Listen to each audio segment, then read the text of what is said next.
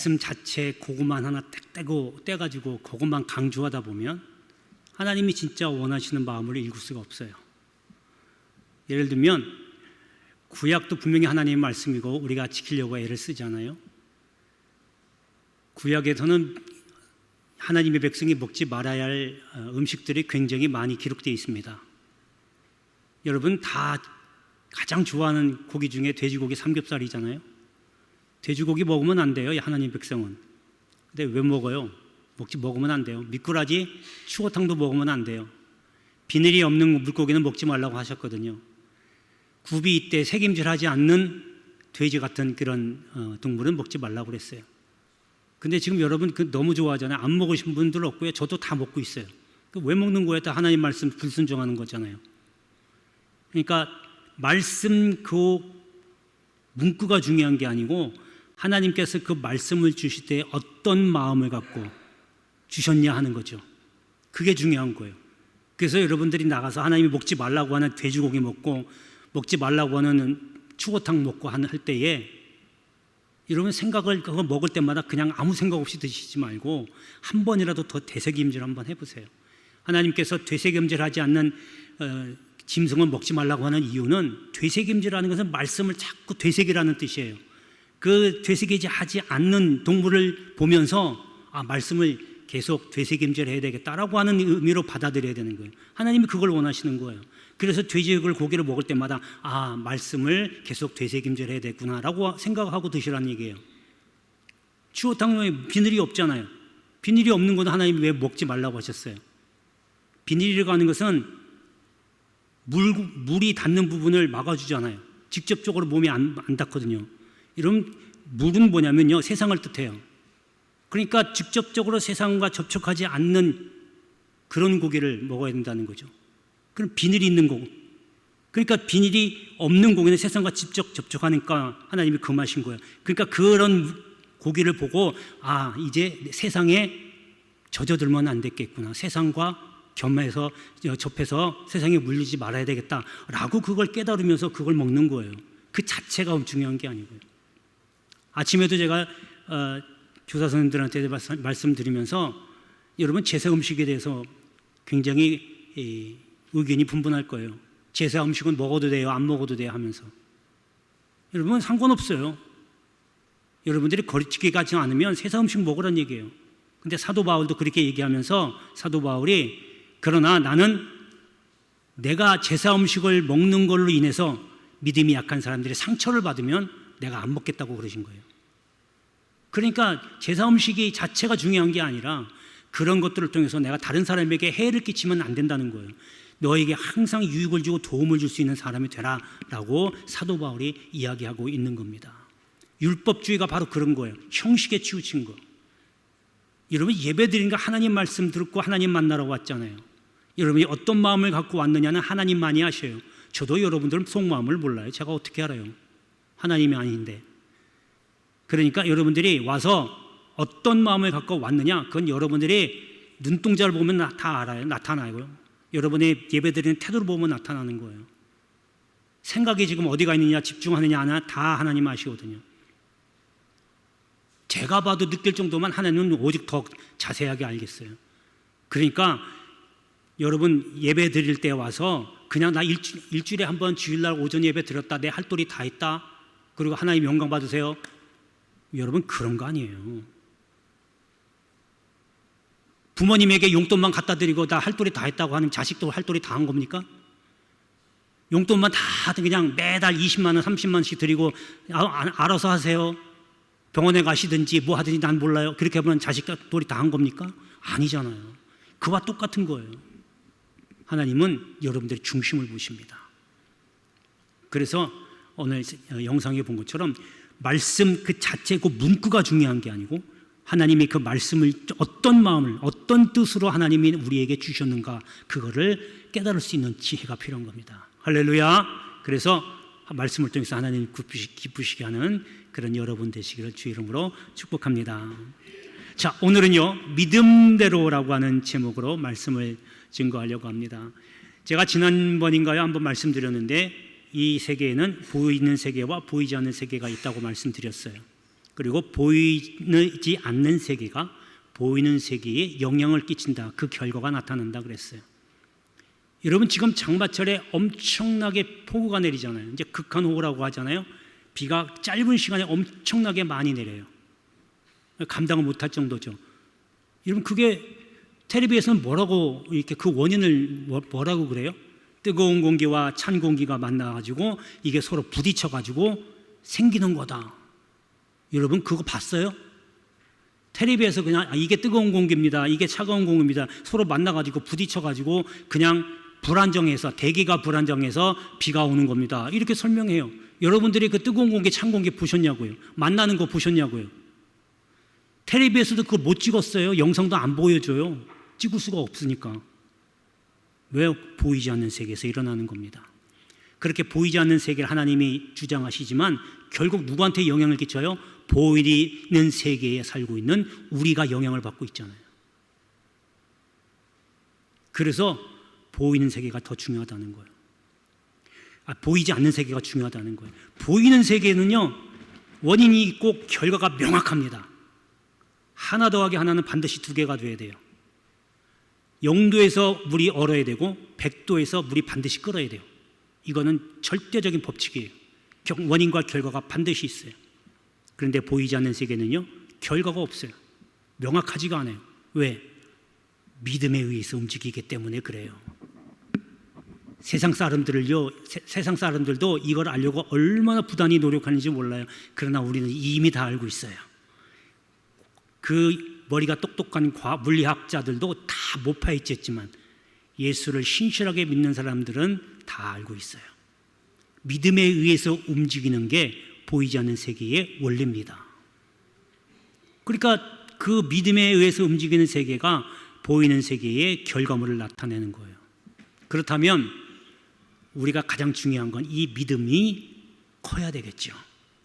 그래서 믿음대로 받아내니까. 근데 믿음이 크다고 하니까 무슨 큰 어떤 양적인 개념으로 생각하시는데요. 양적인 개념이 아니고 깊이 있는 믿음, 흔들리지 않는 믿음, 이것이 큰 믿음이라는 거예요. 다른 사람들은 몰라도 우리 연무대교에서 예배드리는 모든 연무대 교인들은 이러한 큰 믿음, 흔들리지 않는 믿음 다 갖게 되기를 주의 이름으로 축복합니다. 자, 그러면 그 흔들리지 않는 강한 깊은 견고한 믿음은 어떤 믿음인가? 오늘 말씀을 통해서 함께 나눌 테니까요, 이 말씀을 갖고 이 세 가지 중에서도 한 가지만이라도 한번 갖게 되기를 소원합니다. 자, 첫 번째는 경외하는 믿음이 큰 믿음입니다. 하나님이 아브라함에게 나타나셔서 너 이삭을 번제로 바쳐라, 하나님이 명령하십니다. 아브라함이요, 고민을 많이 했겠죠. 네 하고 다음날 아침에 일찍이 제사드릴 제목들을 챙겨가지고 아들 이삭하고 같이 올라갑니다. 올라가면서 많은 생각들을 했겠죠. 그런데 더 중요한 건 뭐냐면요, 이 아브라함은요, 생각을 했어도 하나님이 나에게 약속해 주신 것을 믿은 거예요. 창세기 12장에 그렇게 말씀하셨잖아요. 내 민족으로 큰 민족을 이루게 하고 너로 인하여 모든 민족이 복을 받겠다. 그리고 내 씨가 나를 통해서 번성하게 되겠다. 하나님이 그 말 약속을 했거든요. 그런데 지금 그 씨를 주셨는데 그 아들을 데려간다? 그거는 하나님이 그렇게 안 하실 거야. 설령 데려간다 하시더라도 다시 살려주실 거야. 아브라함은 그 믿음 갖고 간 거예요. 그래서 네 하고 하나님 말씀에 번제로 드리겠습니다 순종하고 떠나 3일 길을 가서 모리아산에 도착합니다. 이때쯤 되면 이제 하나님이 아브라함아 그만둬라, 내가 이제 알았다, 이렇게 하면 좋은데 지켜봅니다. 끝까지 어떻게 하나. 그리고 이제 칼을 들고 아들을 죽이려고 할 그 순간에 하나님이 나타나서 아브라함아 그만둬라, 그 아이에게 아무 일도 하지 마라, 손대지 마라, 내가 내 아들 독자로도 내게 아끼지 아니하였으니 내가 이제야 하나님을 경외하는 줄 알았노라. 하나님이 인정해 주신 거예요. 여러분, 우리가 하나님께 기도 응답 받으면요, 우리 생각에는 야, 이때쯤이면 정말 내가 생각하기에는 너무 힘들 텐데 이때쯤 하나님 응답해 주시면 참 좋겠다라고 하는데 응답이 없어요. 나보다 나를 더 잘 아시는 분이 하나님이세요. 그래서 하나님은 그 마지막 순간에 보시는 거예요. 끝까지 나를 의지하는지 보시는 거예요. 여러분, 지금 계속 물가가 오르고 지금 장마로 인해서 야채값도 오른다잖아요. 다 오르지만 월급만 안 오르잖아요. 여러분, 믿고 하나님만 의지해 보세요. 돈에 의지해서 사는 사람하고 하나님을 의지해서 사는 사람하고 여러분, 나중에 지금은 다를지 모르지만 나중에 보면요, 결과가 엄청난 차이가 납니다. 하나님을 경외했더니 하나님께도 복을 주셨다라고 하는 겁니다. 하나님께서 내가 이제야 하나님을 경외하지 않노라 라고 하시면서 그 다음에 이어서 뭐라고 그러냐면 약속하셨던 그 약속의 말씀을 다시 한번 확인시키면서 복을 허락하십니다. 내게 큰 복을 주고 내 씨가 번성하게 되고 모든 민족이 너 때문에 너로 인해서 복을 받으리라. 엄청난 복을 하나님이 약속하십니다. 왜? 경외하는 믿음 때문에. 경외가 뭐예요? 경외는 공경한다는 거예요. 하나님을 공경하는 거예요. 어려운 거 아니잖아요. 부모님 공경하듯이 그 이상으로 하나님께 해드리는 거예요. 아까도 말씀드렸지, 그냥 용돈만 툭 던지고 나 할 도리 다 했다, 헌금만 툭 던지고 하나님 나 할 도리 다 했으면 그거 아니에요. 여러분 가서 부모님에게 말벗 해드리고 같이 함께 시간을 보내고 즐겁게 해드리고 기뻐해드리고, 이게 자식된 도리로서 해야 될 일이잖아요. 하나님도 똑같아요. 그냥 헌금만 툭 던지고 나몰라라 할 게 아니고 와서 하나님을 어떻게 하면 기쁘게 해드릴까, 하나님을 기쁘시게 하는 게 무엇일까라고 하면서 봉사하고 헌신하는 거예요. 이게 경외하는 거예요. 외자는 두려워하는 거예요. 하나님 무서운 줄 모르고, 세상 사람들은 하늘 무서운 줄 모른다고 하잖아요. 하늘이 아니고 하나님이에요. 원래는 하나님 무서운 줄 모르고 자기 하고 싶은 대로 다 하고 뺏고 싶은 거 다 뺏고 나중에 된통 혼나고 나서 아이고 정말 하나님 계시는데 이렇게 하는 경우가 있거든요. 그래서 하나님 두려워하고 하나님 공경하는 거, 이게 경외입니다. 이러한 믿음이 있으면 하나님이 약속한 복을 다 주신다라고 하는 것을 말씀을 통해서 알 수 있습니다. 할렐루야. 여러분도 하나님을 경외하는 믿음을 통해서 하나님께서 약속하신 복을 다 누리시기를 주의 이름으로 축복합니다. 자, 이제 본문을 한번 보겠습니다. 자, 1절에 보면요, 그 중간쯤에 당신의 종이 여호와를 경외하는 한 줄은 당신이 아시는 바이다. 자, 이게 무슨 내용이냐면요, 선지자의 제자들이라고 하니까 지금으로 얘기하면 신학생입니다. 신학생의 아내가 지금 남편이 이제 신학생이죠. 죽은 거예요. 그런데 지금 엘리사에게 와가지고 주의 종님, 제 남편이 살아있는 전에 얼마나 하나님을 경외했는지는 엘리사님이 더 잘 아실 거예요. 지금 거기에 의지해서 문제가 생긴 것을 해결해 달라고 간구합니다. 그런데 지금 우리에게 빚 준 사람이 와서 아들 둘을 데리고 왔어요.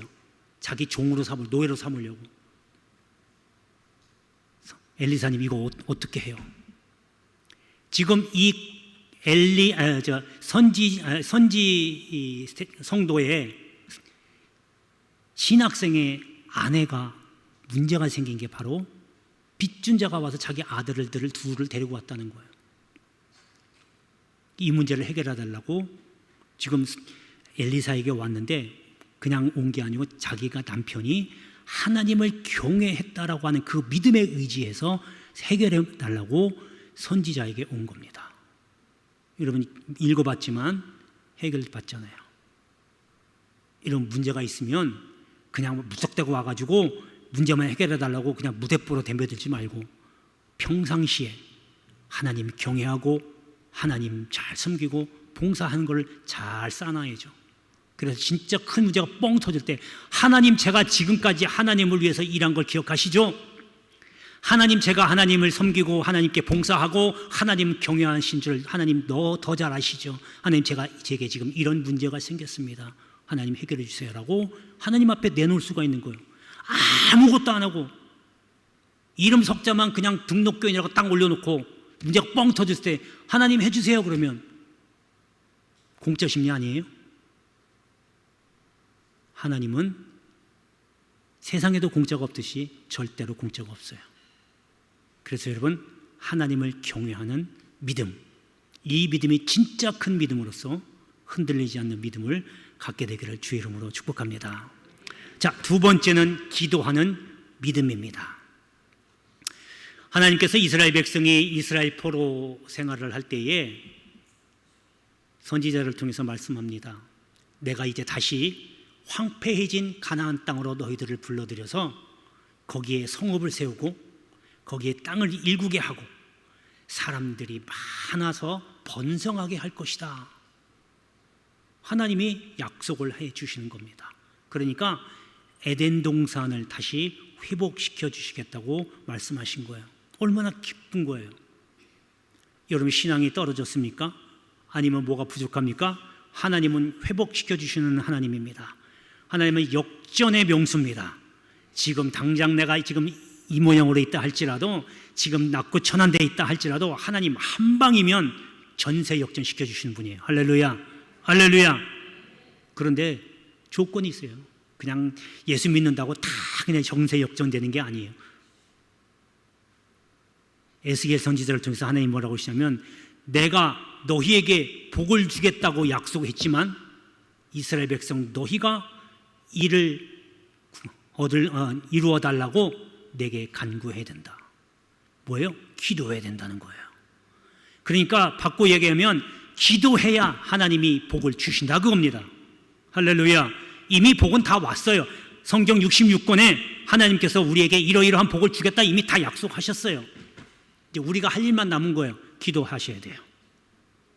기도 안 하고 낼름 받아 먹으려고 이제 시간만 지나면 10년이 교회 생활하고 이제 권사되고 장로가 됐으니 하나님 복 주시겠지. 전혀 아닙니다. 권사, 장로, 집사 아무 상관없어요. 평신도들도요. 목사까지 다 아무 상관없어요. 기도 안 하면 복 안 옵니다. 봉사하고 헌신하는 거 믿음이 잘할 뿐이죠. 기도 안 하면 복이 없어요.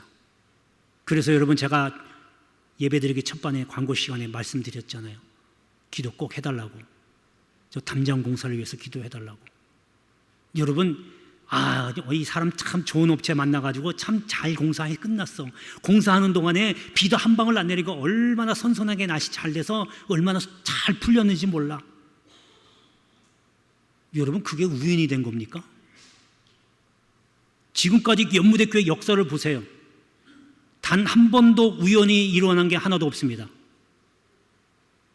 여러분들이 사는 인생도 똑같아요. 보세요. 여러분들이 여기까지 오게 된 것이 다 우연입니까? 여러분들은 그렇게 생각할지 모르지만 믿는 사람들에게는 우연이 없어요. 왜 하필 그때에, 왜 하필 그 순간에 타이밍을 맞춰서 하나님이 주셨는지 기가 막힐 따름이죠. 하나님께 기도하면요 정확합니다. 내가 하나님 돈이 40만 원 필요해요. 하나님 채워주세요. 아니면 그 40만 원 문제 해결해 주세요. 그렇게 기도하면요 39만 원도 아니고 41만 원도 아니고 정확하게 40만 원 딱 해결해 줍니다. 경험해 보세요. 그게 기도에서 나오는 겁니다.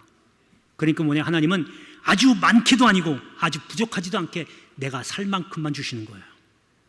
저는 그런 하나님을 겪었어요. 그리고 지금 겪고 있고요.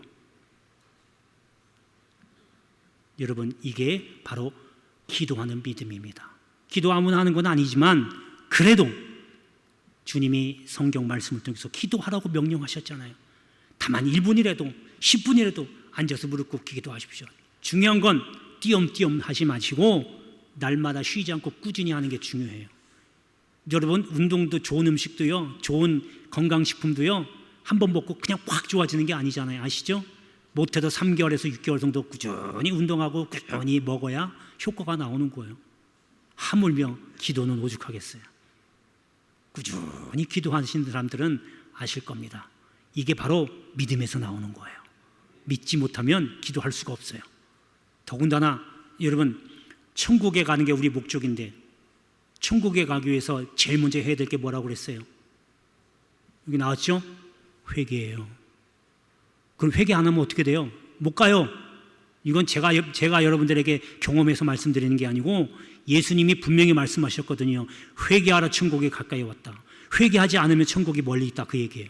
결국 회개 안 하면 천국 못 간다. 회개 안 하면 천국 백성 안 된다, 그거예요. 회개하셔야 돼요. 회개할 게 없는데요, 교만의 주 갚아서 회개할 거래요. 왜 회개할 게 없어요?